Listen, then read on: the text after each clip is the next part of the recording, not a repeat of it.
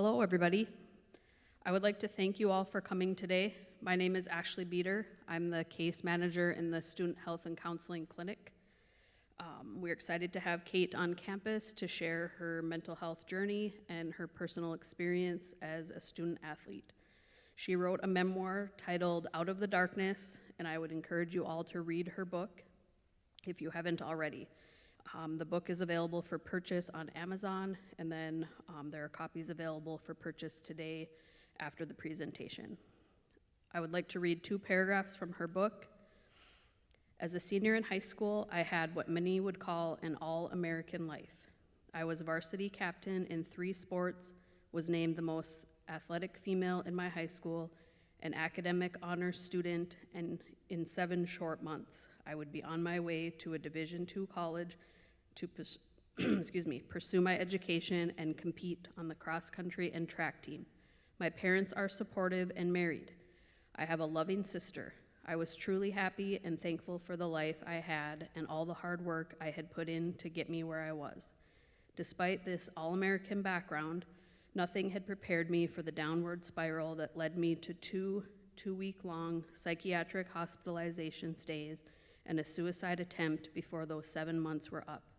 I would later be diagnosed with bipolar disorder and, with time, learn to overcome stigma and eventually find peace and learn to live a successful and meaningful life.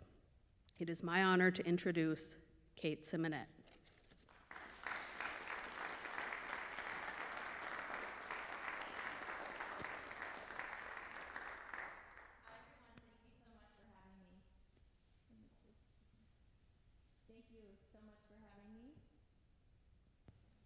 My name is Kate Simonet. Little loud in here. So I'm really happy to be here today. I'm here to share my story as a high school and college student who went through a mental health crisis to today living a successful life regardless of having a mental illness. A little bit about myself. I am an author, and in my free time I travel to schools, high schools and colleges and other conferences to spread awareness and talk about breaking the stigma of mental health awareness. One big part of my mission is to really let people know that mental health disorders and dealing with mental health is way more common than you think. Since publishing my book, I have learned that almost everyone deals with mental health struggles in one way or another, and if they don't, then they know someone who has. So, like I said, I am an author. There will be books available at the end if you're interested in purchasing a copy if you haven't read it already. A little bit more about myself. I actually work at a nonprofit mental health small nonprofit out of Elk River, Minnesota. So I live in the Minneapolis area, and I'm really passionate about spreading awareness around mental health and as a whole. So I'm so happy that I get to do that as my full-time job, and then on the side I get to travel to different areas like today and speak on the topic of mental health awareness. The purpose of me being here is to normalize struggling with mental health issues, break the stigma of students and peers and families if they're dealing with mental health issues, talk about resources to ask for help, and maybe even ways to identify if you're struggling or you know someone who is struggling. What is mental health? I think a lot of times we learn to take care of ourselves physically. It's really pushed to exercise and eat healthy, and as a whole, that makes us healthy, right? Well, mental health is just as important as our physical health. If we're not mentally healthy, we're technically not healthy, because our mental health determines how we process emotions, how we interact with our friends and colleagues. And so I just really want to push that mental health really is kind of a triangle as far as your mental health, your physical health, as an overall health as a whole. So I want to share a video with you guys that talks about my journey as a high school and college athlete. now I know that this interview I did about a year ago, it's a 4-minute video that I want to share. It does focus on me being a student athlete, but I do know that mental health issues don't just impact athletes. Mental health issues, you know, are non-judgmental. They impact males, females, different genders, different races. So I know this, like I said, this focuses on my journey as an athlete. And then after this story airs, then I'm going to go into a little bit more detail about who I am and what brings me here today. 10 years ago this month, Kate Simonet was a 17-year-old teen about to start her senior year at Park Center High School. What should have been a great year for the three-sport athlete was anything but. John Jacobson has her story. Sports were my life. From the outside, everything looked good and right. Simonet knocks down a three-pointer. Kate Simonet was the captain of Park Center's cross-country, basketball, and track and field teams her senior year. The honor roll student was also the Pirates' Athena Award winner as the school's most outstanding female athlete. But that all masked what was happening on the inside. Depression first started to affecting my life the fall of my senior year of high school. She began withdrawing from friends, crying often, and hiding in deep pain, at first diagnosed as major depression. I was at a point in high school where I was sleeping 3 hours a night. I was struggling with an eating disorder as well as overtraining in my sports. I believed that if I could look happy and excel on the outside, then I could make myself happy on the inside, and that's not how it works. It came to a head during a spring break trip to the Dominican Republic in March of 2013. I had a psychotic break, which basically means I lost touch with reality and began to hallucinate and have delusions. After a 2-week hospitalization in Atlanta, Kate was well enough to fly home to Minnesota, where she finished out her senior year. But even then, most people had no idea the trauma she was continuing to go through. Kate felt well enough, though, to head off to college at Winona State and continue her running career. Because I was so passionate about my running, I knew that if I didn't go to school at Winona that fall of 2013, I would lose my chance to run competitively. But the medication Kate was on to help treat her depression had terrible side effects, including dehydration and stiff muscles. Every run was difficult. I didn't enjoy it like I did in high school. The next summer, Kate made a decision that eventually sent her into another downward spiral. I decided, with the help of my psychiatrist, to completely stop taking my medication, which, looking back, was a terrible decision. Even though her sophomore year was her best statistically, the absence of her medication triggered another breakdown. Kate was finally diagnosed with a bipolar disorder. She quit running after her sophomore year at Winona State. Not an easy decision. I felt like a quitter. I felt like a failure. I didn't know who I was. It was a terrible few months after I left the team because I felt like I couldn't live up to what I was supposed to be. But she persevered and earned her college degree 2 years later. Fast forward to 2021, when her therapist encouraged Kate to tell her story. And so she has. Just last month, Kate Simonet self-published her book called Out of the Darkness. The purpose of me writing this book is to spark conversations around mental health and to bring awareness to the topic and help other people, and I truly think it's doing that. Now 27 years old, Kate is a project manager for a sophomore development company. She lives in Maple Grove and does still run, but just for fun. Even though her bipolar disorder is something she will always live with, Kate says it doesn't define her, and she hopes her story can help others suffering the same pain she once did. I want people to know that it is possible to live a happy life, and asking for help and dealing with mental health issues, it's nothing to be ashamed about. Kate thanks a supportive family and group of friends who were and continue to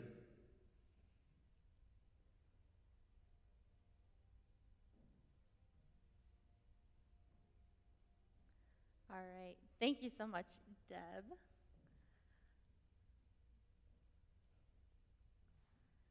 So to continue my story, that gives you an overview of what I'm going to be talking about today. I'm going to dive into that a little bit deeper, like I said, not focusing as much on the athletic piece.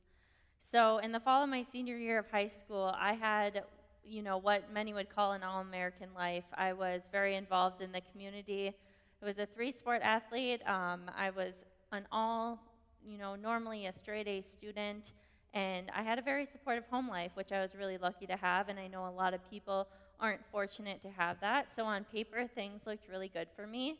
I went into senior year excited about one more year of high school, and then the exciting things that were to come when I graduated and went off to college at Winona State. So really, I had just an easy year to finish up, enjoy the time with my friends and my sports. So in the fall of my senior year, I started dealing with depression for the first time. And 11 years ago, when I was in high school, we didn't have education on mental health issues, what mental illness felt like, dealing with depression, anxiety. I know possibly many of you can relate to what depression feels like. It's a very deep emotional pain, and for me, it very much stripped me of the things that I cared about. I lost the ability to eat, sleep, and very much process my thoughts normally. And so when I first started dealing with this, I was kind of at a loss to what was going on, because I grew up in an environment where I thought, well, if I do everything right, I should be happy. And I did have everything looking good for me. So I didn't fully understand what was happening. And, when I go and speak in schools now, I find out that they offer amazing resources such as school therapists, school counselors, and that's such an amazing, refreshing news to learn about, because that's something that we didn't have. During the fall of my senior year, the depression started off as a brief irritation. I felt myself being more stressed out, withdrawing from friends and things that I used to really care about and brought me a lot of joy. So I didn't find as much joy in playing my sports, also hanging out with my friends. I was often a bubbly, goofy person when I was in high school. And when I first started dealing with depression, it's almost like my emotions went numb. I was very, very reluctant to let anyone know that I was struggling. I grew up as an athlete, and I was always taught that if you push through and act really strong, then, that is you being strong, and that's a really good thing. And so I thought that I could solve all these problems by myself. And the truth is, if you're dealing with mental health issues, it's not a matter of being strong or weak. We should look at it as dealing with any other form of health issue. It's very much, I call it a mental health injury or dealing with an illness. It's not something that's your fault. It's not something that you can control. And we really need to normalize the fact that it is okay to talk about it, and it's okay to get the help that you need.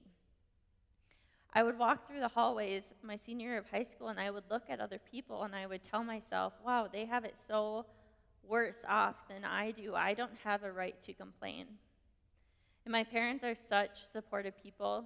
We grew up learning, my sister and I, that we could do the things and the activities and the sports that we wanted to do. We weren't pressured to be a certain way. And I love that about my parents, because they always wanted the best for us. My mom and dad came to almost every sporting event. My dad came to every cross-country and track meet, so I was really, really fortunate to have such supportive parents. And I think that's another reason I was reluctant to tell them I was struggling with depression, is because I didn't want to let them down. Depression is really difficult because it makes you feel like you're a burden and you're unworthy of getting the help that you need, and I think that's why a lot of people suffer in silence, and sadly, tragically, why some people end their life by suicide. And so my hopes in me being here today is to really break that silence and let people know that it is a brave thing to ask for help, and it is a good thing to talk about. I struggled with other symptoms as well. I had a change in demeanor, like I said. I became more numb to emotions, and I struggled with weight loss and eating alone. So a symptom of depression is having a loss of appetite. But because I was grasping for outward things to make me feel better, I thought if I hung out with a popular crowd, or if I excelled more in my academics or my sports, that would make me happy. And I was looking for this way to fill this void. And so I started to restrict my food and struggle with an eating disorder. I believed that if I was smaller or skinnier, I could run faster. And if I could run faster and I got better places or my times were better, then I would be happier. And that was really skewed thinking. I think as a high school or college student, we're so hyper-focused on academics and popularity and maybe some of those extracurricular activities that we're doing. And looking back, I wish that I would have treated my body with more respect and love. So that was something that was going on that made it really difficult. It was the winter of my senior year, and there'd be times I'd be running up and down the basketball court, and I really just wanted to walk off because I wasn't fine. I was struggling in so much deep emotional pain, and that's really how I would describe depression. It really much is a hopelessness type feeling.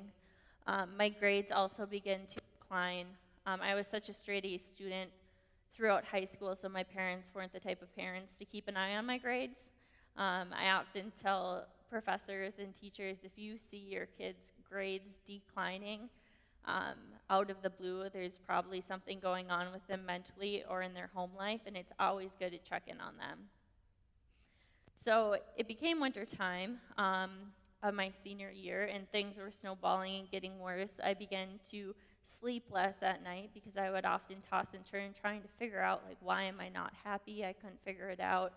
And I was laying in bed one night, and I remember thinking to myself that there is no hope in relieving myself from this pain or finding happiness again. And I experienced my first suicidal thought.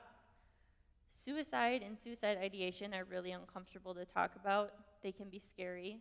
It can be scary to talk about, but it's definitely something that's very important to talk about and something that's very serious, and a lot of people deal with those struggles. So when I first had this thought, it felt like a nightmare. I couldn't believe that it had popped in my head, and I think something that a lot of people don't understand about suicide ideation is that those types of thoughts are very, they attack you out of nowhere. They're very intrusive. It's not something people are going to look to think about, and so after that time, throughout high school, I would often have suicide ideation quite frequently. And so I understood that, wow, I need serious help because I don't know if I can do this by myself. So I opened up to my parents, and I told them that I was having a hard time finding motivation. And I really didn't want them to know how serious the situation was because I had never heard of anyone else who had suicidal thoughts, and I was scared about what was going to happen to me if I told anyone, and I didn't want to freak anyone out. And so my parents were, doing the best they could to help me. They also did not have an education on mental health issues like I did, so they did everything in their power to be the best parents and help me out. So they told me to take a couple days off of school, and so I did that and spent the day at home watching movies and just relaxing, and that constant pain did not go away. And so I told my mom that I didn't feel good, and she asked me if I wanted to go to therapy, and I said yes. So I went to a therapy appointment, and the therapist sat me down and asked me a long list of questions. And then she got to the point where she asked me if I had thoughts around self-harm. If you guys think about a time when you go to the doctor and you have a stomach bug, or maybe you've injured yourself, if you're not honest with the professionals that want to help you and get you the care that you need, if you're not honest with what's hurting, they're not going to be able to help you in the way that you need. And so for me, I wasn't honest with the thoughts that I was having and what my symptoms were with the depression, so that therapist was not able to escalate the issue and get me the care that I needed. So I remember leaving that appointment feeling unsatisfied.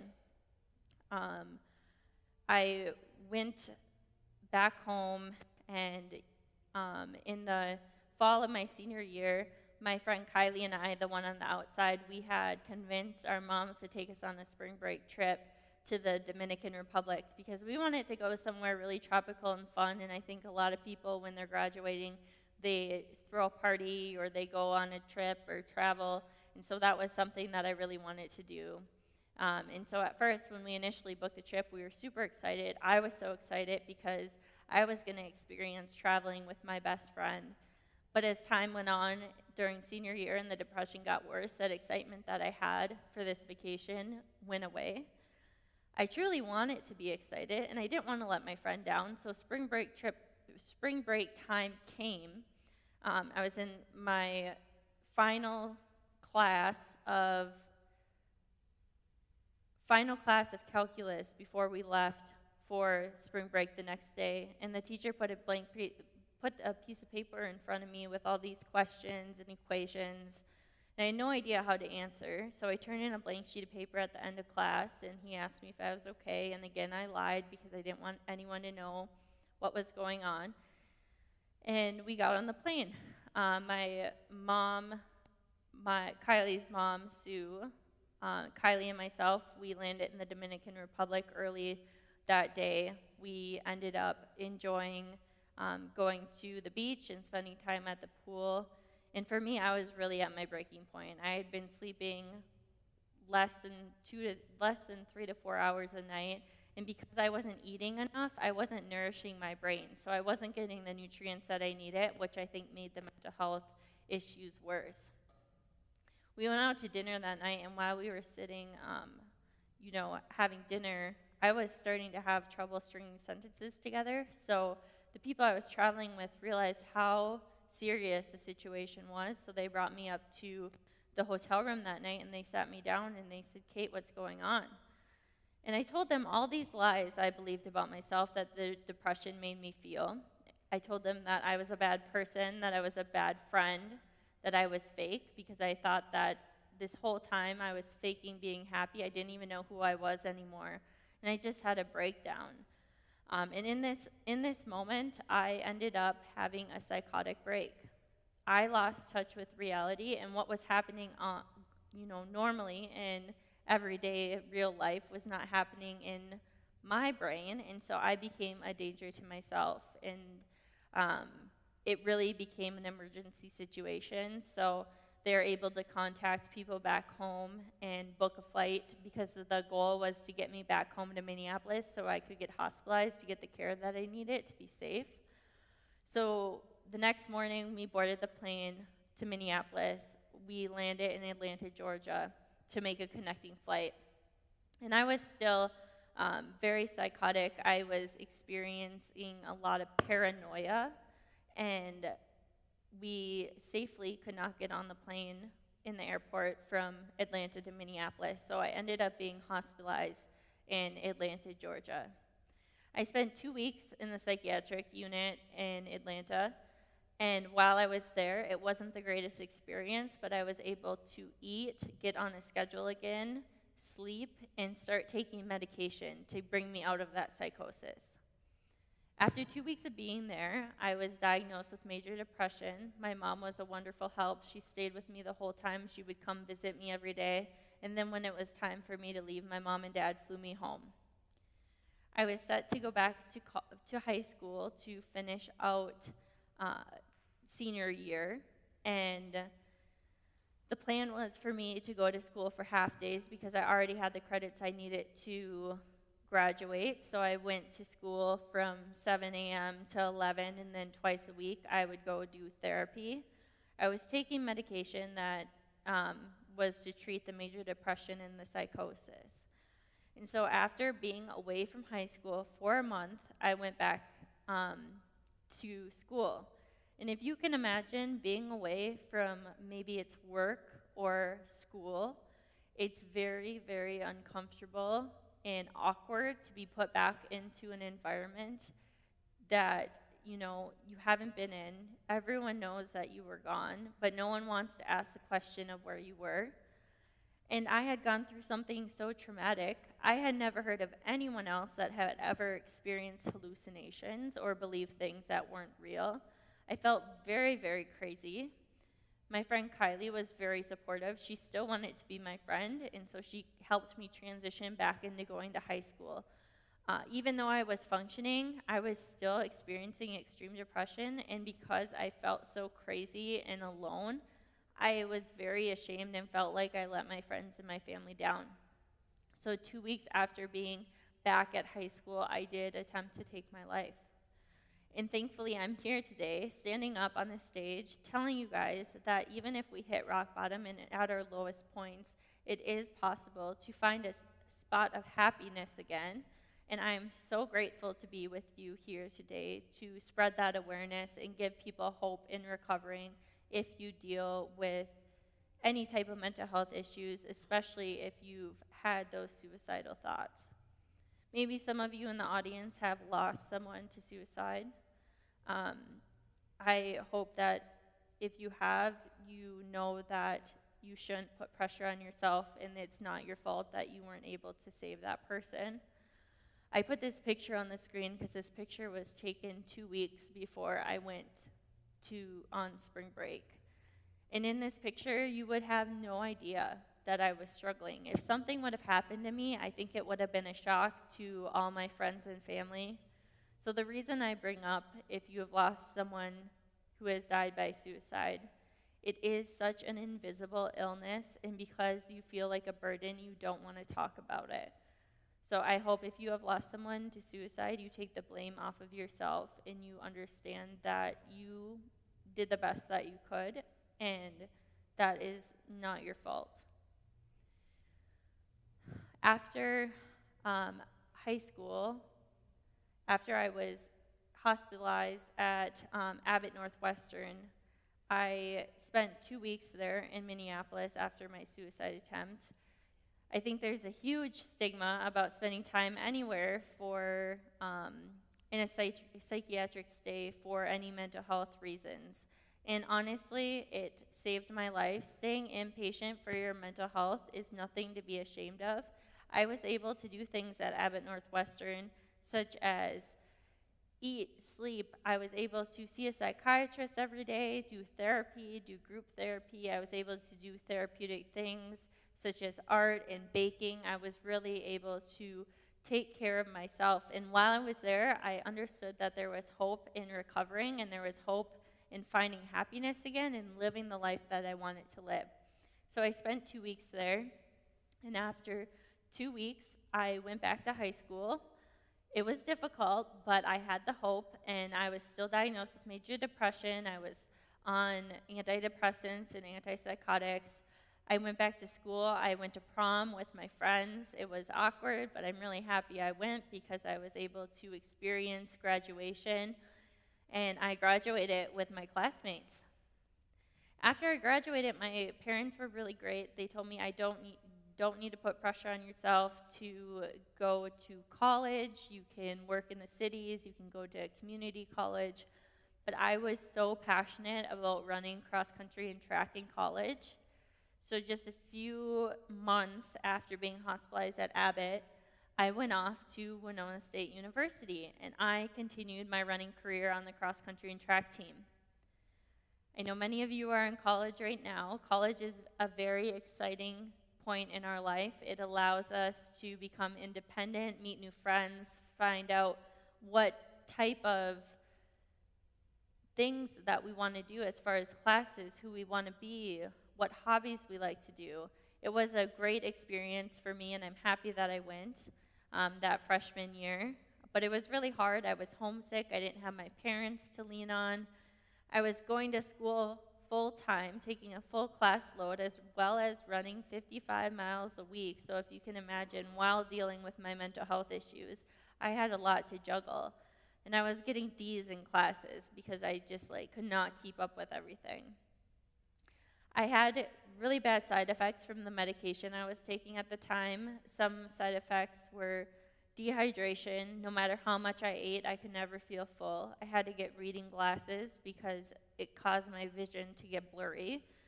There were so many just terrible side effects that really kind of impacted my day-to-day life. And maybe some of you guys are on medication for your mental health, or you're looking to get on medication. I think that medication can be an amazing tool to help us live the day-to-day, the best life we can day to day. And I didn't understand that I could tell my doctor, you know what, these are my side effects. I don't feel comfortable taking this. Can we try something else? So I encourage you, if you don't have a positive view on mental medication for some reason, as far as maybe trying something and having those bad side effects, you can always voice to your doctor that you don't feel comfortable taking something, and they can put you on something that's more manageable. I didn't understand that there were other options for me. I was running a race my freshman year. We were at Roy Griak, which is an invitational cross-country meet in Minneapolis, Minnesota. And I was 200 meters from the finish line, and I ended up collapsing and not being able to finish the race. And the reason for that was I had such a buildup of lactic acid and so much dehydration that my legs just gave out. And so after the race, I was really embarrassed because I'd never not finished a race before. And my coach pulled me aside that day, and he knew I was on medication for my mental health, but he didn't understand how severe the situation was. And my coach basically told me that I needed to cut back on my medication or not run on the team anymore. And for me, as a student athlete and being a young adult, you look up to your teachers and your coaches so much. Like, I idolize my coaches and my teachers, and I don't know if you guys are professors here and you have students. I want you to know that you impact their lives every single day, and they look up to you. And I still have coaches from high school that have taught me life lessons, who I stay in contact with, that have impacted me, and I've had coaches that have negatively impacted me, and I still think about that too. So if you guys are teachers or coaches, you're in such a powerful position to change people's lives, and they will always remember that.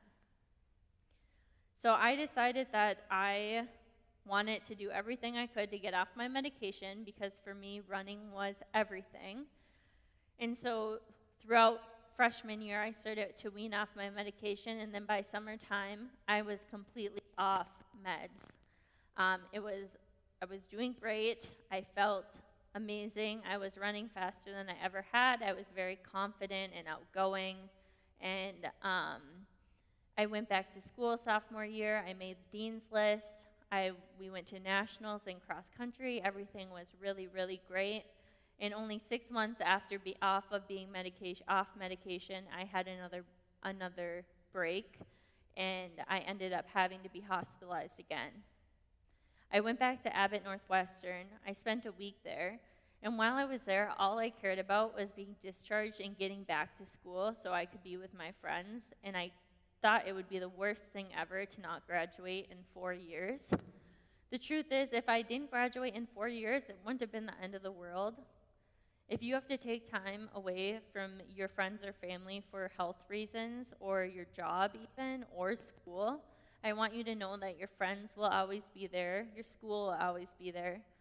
Your health is the most important thing, and taking care of yourself is not a selfish thing to do. It's so important, and I didn't see it that way. So I was in the hospital, and I had a psychotic break, and my doctor said, I've never seen anyone that lost touch with reality and 2 days later is doing anatomy homework. And I was so driven to get back to school. I put so much pressure on myself, and I really wished that I would have given myself some grace to take care of myself. After being there for a week, I took some different tests and met with the doctor, and after a week's stay, I was diagnosed with bipolar disorder. Bipolar disorder is a term that gets thrown around a lot. People will say the weather's bipolar, that person is bipolar. So when I got the diagnosis, I completely rolled my eyes and I said, I don't have bipolar.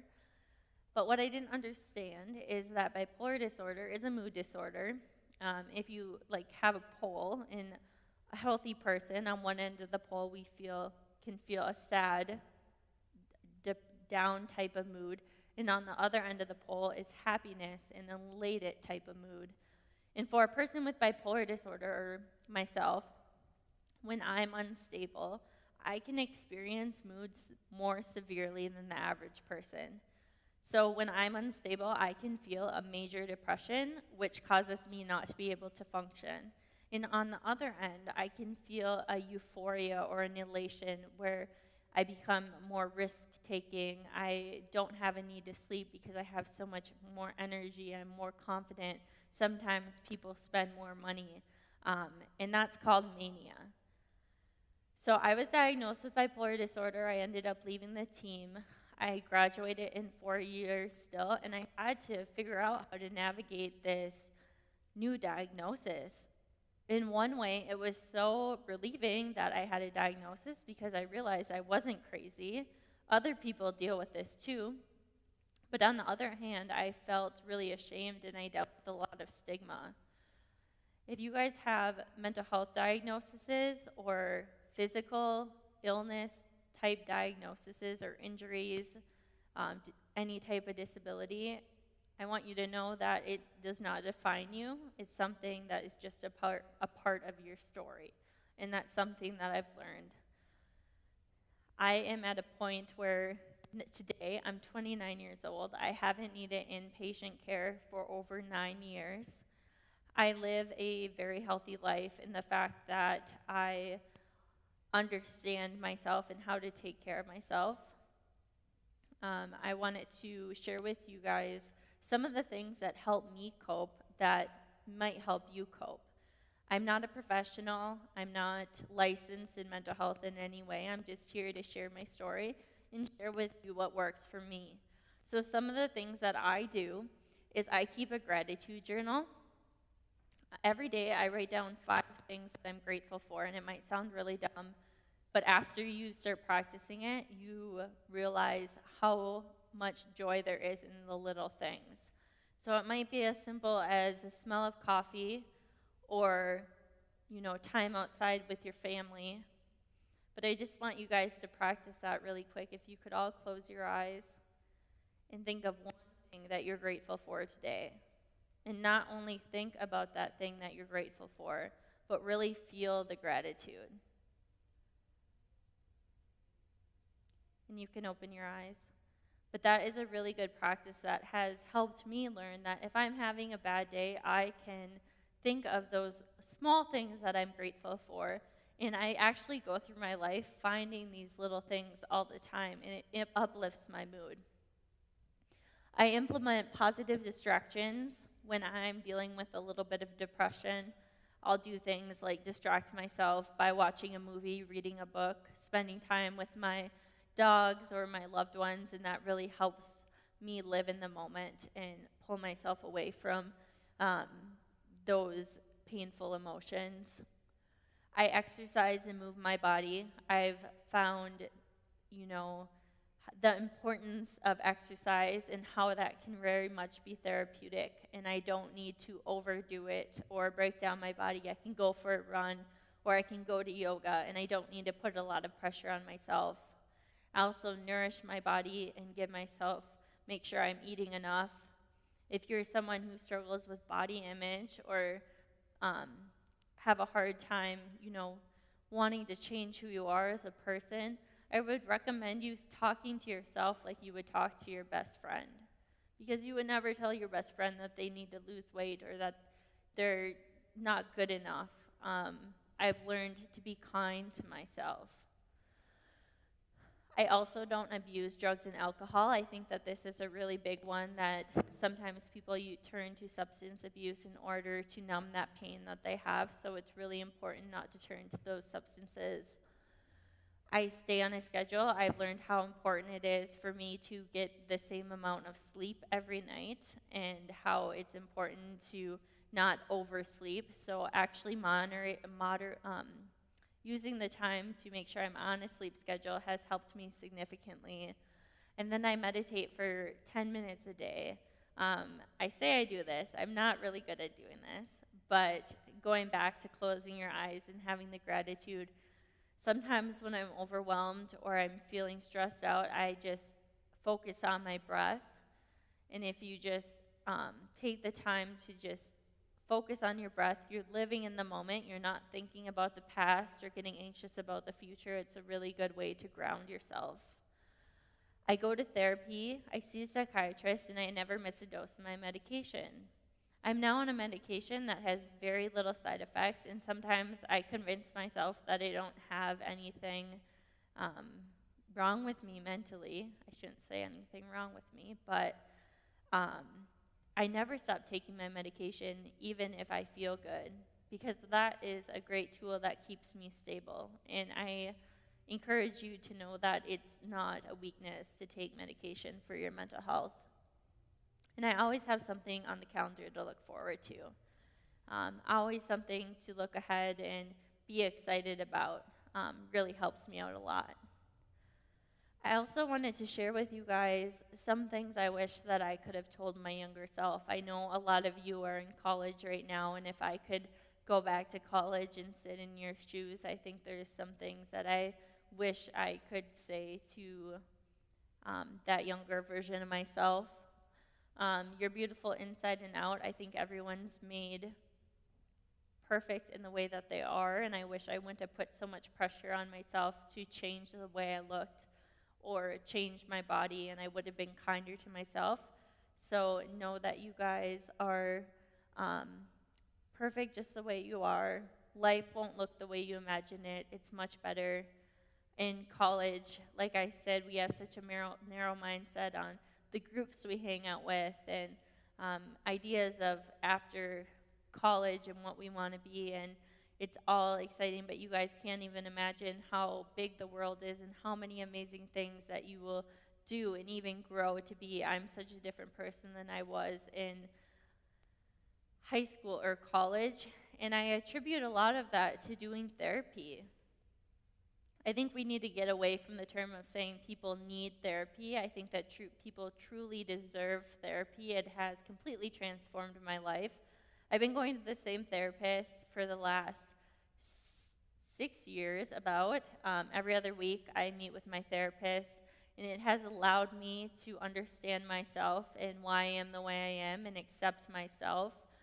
I think a lot of times when people deal with trauma or any type of hard, stressful event in their life, it can be easy to push those feelings away and not address them and just not think about them.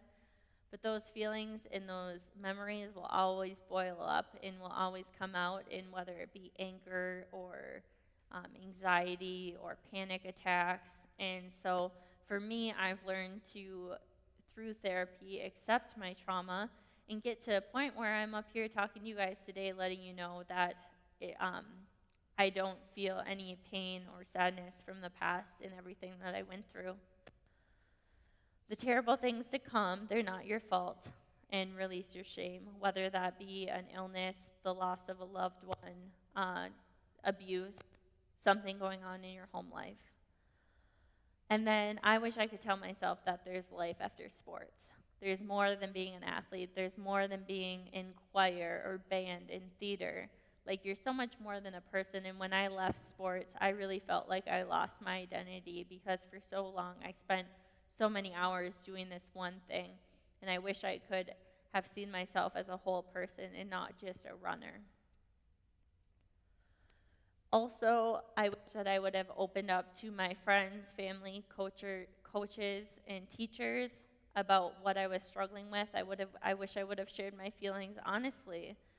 And I think something that's so great about this time is that mental health is becoming more normal to talk about. And so I think for me, if I would have understood that other people deal with mental health issues and it's more common, I don't think I would have felt like I was on this island all by myself, and I would have been more likely to open up.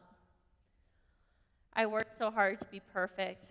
I was very type A. I thought if I did everything right, I would be happy. And perfectionism is unattainable. And I want people to know that you guys can be perfectly imperfect.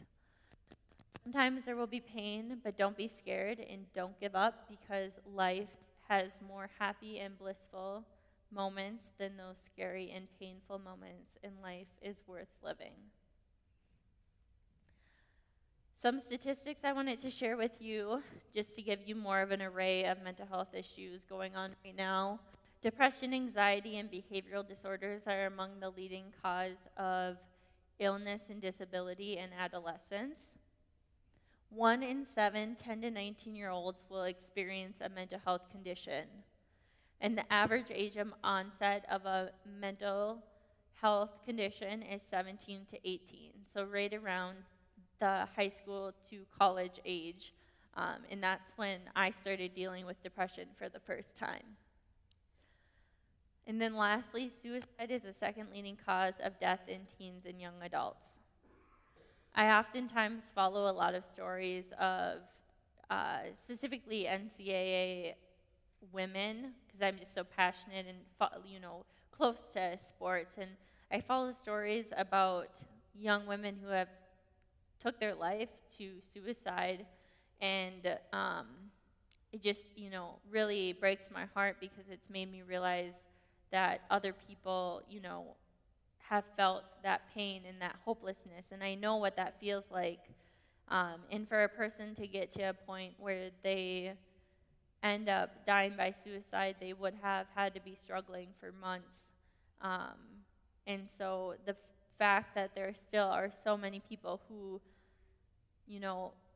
live in pain and silence and don't speak up about it, I really, really want to encourage people to talk about mental health struggles and ask for help if you need to ask for help, because I think that if I would have done that, things wouldn't have had gotten as severe for me as they did.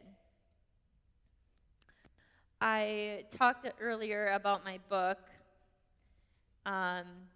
This one right here, like I said, there's going to be availability to buy the book at the end if you're interested at all.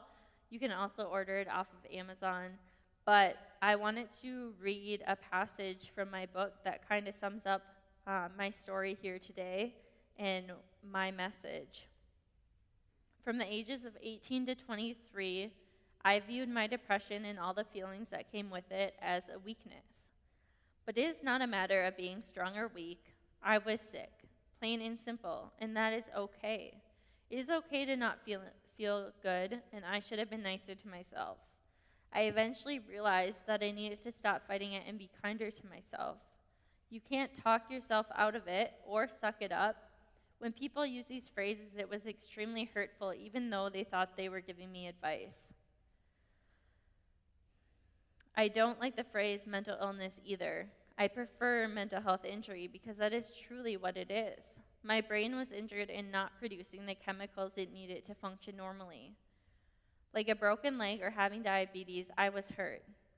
No one says talk yourself out of it to your cancer or any physical injury for that matter, because you can't, and it just doesn't work that way. So I just really want to leave you guys with that message, that it is not a weakness dealing with mental health issues, and it's a superpower. It's brave to ask for help and admit that you need support with your mental health. I want to tell you guys that there's really good resources here on campus. You have school counselors. You have a full counseling office that has availability and the equipment and resources to be able to support you as students. Teachers, I know professors on campus, a lot of them are trained in knowing how to give some of those mental health resources out. So I advise you, if you're dealing with any mental health injuries or anything going on and you just need someone to talk to, there are those different resources here on campus. You can text or call 988. It's a really, really neat resource that came out a little over a year ago. It's a 24/7 text or call where you can talk to someone professionally, whether you're going through your own mental health crisis or you need help helping a loved one. And then I also put parents on here. If you have parents at home that are supportive and you feel like you can trust in getting the help that you need, you can always reach out to your parents. I wanted to share a little bit about the nonprofit I work at. I work at a mental health nonprofit called Thumbs Up, and I just wanted to share their information with you guys. They're out of Elk River. They're a really very neat nonprofit in the fact that they are all about providing resources and support to everyone when it comes to mental health.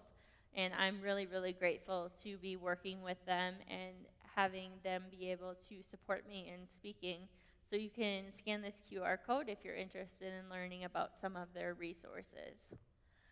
But I want to leave the rest of the time for any questions. Does anyone have any questions?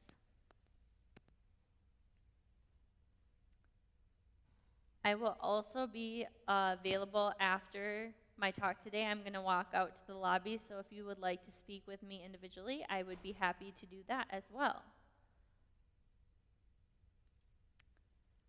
You can also follow me on Instagram and Facebook. I post a lot of mental health content. If you scan the QR code, it gives you links to that. And it also gives you a link to a resource page, some of the resources that I recommend. So you can find some more of my information there. But I really, really appreciate you guys having me here today. And it's been an honor speaking to you. Thank you so much.